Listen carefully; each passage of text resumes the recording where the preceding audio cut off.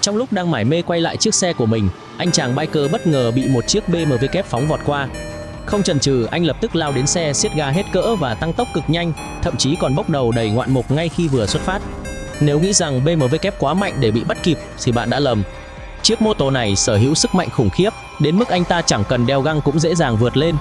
Khi áp sát chiếc BMW kép, biker còn vui vẻ giơ ngón tay cái chào, nhận lại sự hưởng ứng từ tài xế. Thế nhưng màn rượt đuổi ấy chưa phải là cao trào. Biker muốn nhiều hơn thế, một cuộc đua thực sự. Và rồi trong làn khói bụi, chiếc BMW kép bị bỏ xa đến mức bạn chẳng kịp nhận ra đó là phiên bản nào.